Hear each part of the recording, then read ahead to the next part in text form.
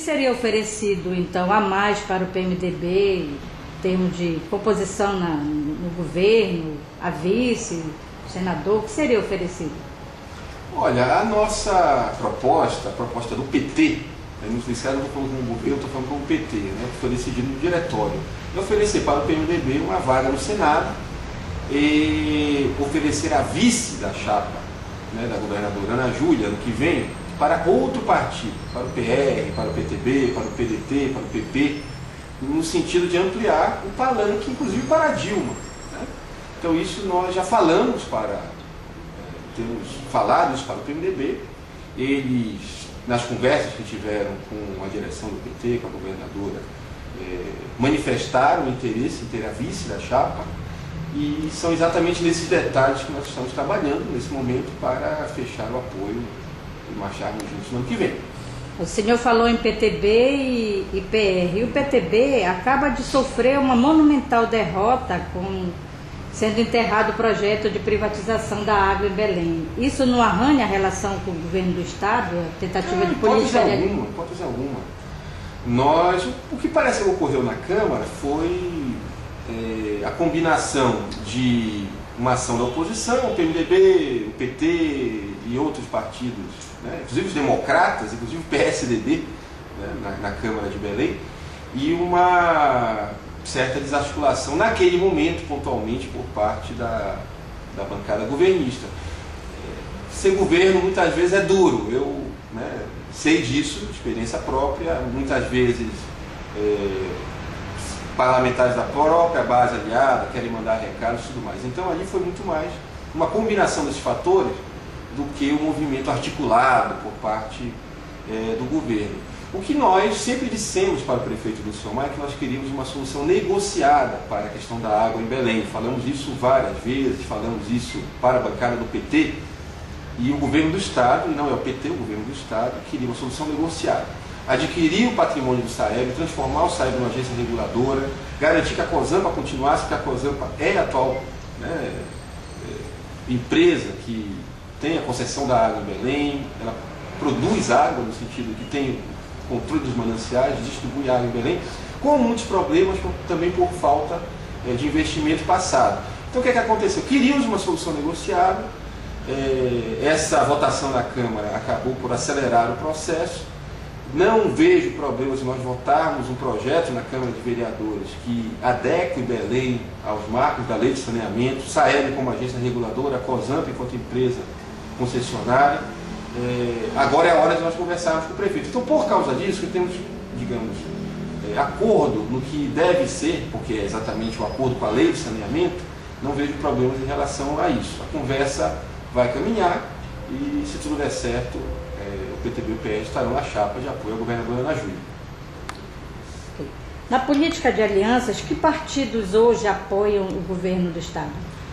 O PRB, o PCdoB, o PSB, o PV, o PDT, o próprio PTB tem presença no governo, o PR tem presença no governo, falei há pouco que o PMDB tem uma presença expressiva no governo, o PT, o PSC, partidos como o PMN, que agora acabou de filiar o deputado Alessandro Novelino, eu acho que são esses, são cerca de 16 partidos que compõem a base de apoio da governadora Ana Júlia, e mais recentemente o Partido Progressista, o deputado Gerson Pérez. Isso, juntando com o PMDB, assegura uma reeleição tranquila? Acredito que sim, mais do que isso, mais do que a aliança dos partidos, os resultados que nós temos no governo agora, as políticas sociais, o ProJovem, o Bolsa Trabalho, as políticas no campo cidadão, a regularização fundiária, a terra legal, as ações do Ação Metrópole aqui em Belém, ações que estão em maturação e que agora já aparecem na cidade e no estado. Secretário, diga-se uma diferença básica entre o modelo de desenvolvimento do governo Ana Júlia e o modelo de desenvolvimento dos tucanos.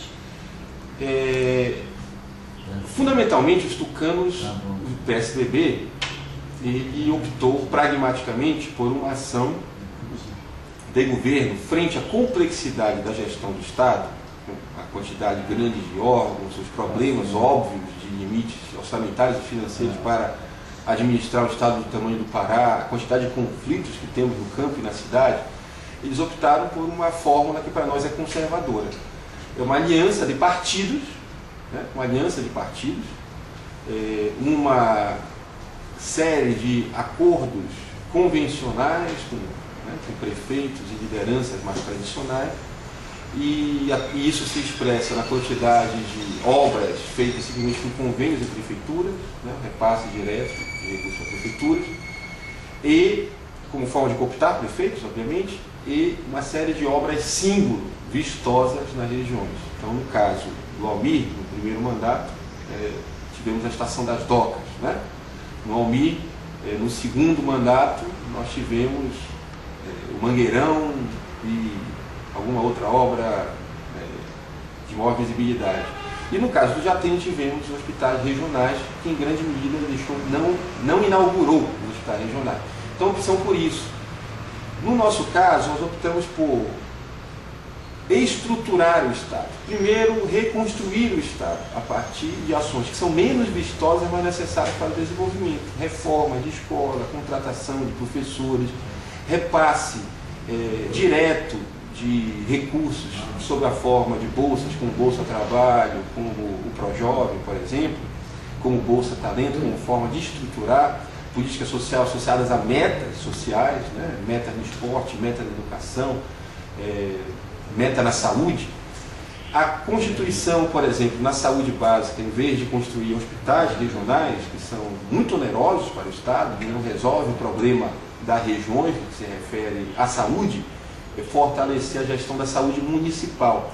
Então, talvez menos visibilidade e a constituição de uma teia de proteção social, uma teia de estruturação de políticas estatais que, ao nosso ver, dão melhores resultados, tanto no que se refere à distribuição de renda, à constituição de uma rede de proteção social, quanto no que se refere, em sentido mais amplo, ao estabelecimento de limites para o desmatamento, né? Eu poderia também falar um pouco da política de estruturação, de um novo marco regulatório no meio ambiente, que também é isso, né? Em vez de liberou geral, a estruturação, uma série de leis, de procedimentos, de limites, para que façamos os nossos produtores poderem migrar para a legalidade. Enfim, menos visibilidade, mais consistência, mais substância, no sentido de combater os índices de desigualdade e de exclusão social do nosso Estado. Mas se tem esse caminhão de obras e programas, o senhor citou há pouco, por que a gente só vê a informação de que não tem obra no Estado? Isso foi, grande parte da ação da oposição baseada era baseada, porque agora as obras estão aparecendo de forma muito mais clara, então eu acho que perde o discurso. Mas durante algum tempo, como todo governo passa por um período de organização, né, de licitações, captar recursos, início das obras, então era muito fácil fazer o discurso que era um governo sem obras. Mas a história do governo sem obras também está associada ao que eu acabei de dizer, é que nós priorizamos, em vez de obras vistosas, hangar, centro de convenções, Mangal das Garças, em fazer uma série de ações estruturantes nos municípios. Nos municípios e estruturantes no Estado. Quer dizer, quando se fala de asfaltamento da Transamazônica, né, da Cuiabá-Santarém, quando se fala das reclusas de Tucuruí, quando se fala da hidrovia, que nesses casos, por serem obras federais, foram fundamentais, né, nós termos o governo aliado aqui no Estado, a siderúrgica de Marabá, quando se fala da Ação Metrópole, enfim, poderia listar uma série de outras obras, a nova Santa Casa. Nós só podemos dizer que é puro preconceito, talvez de classe, quando se diz que as obras do PAC não são obras, né? Quando você tem a Taboquinha, Fé em Deus, Pantanal Mangueirão, Riacho Doce, Residencial Liberdade, as obras da macrodrenagem do Tucunduba, dizer isso que não são obras, que obras só são palácios de cristal.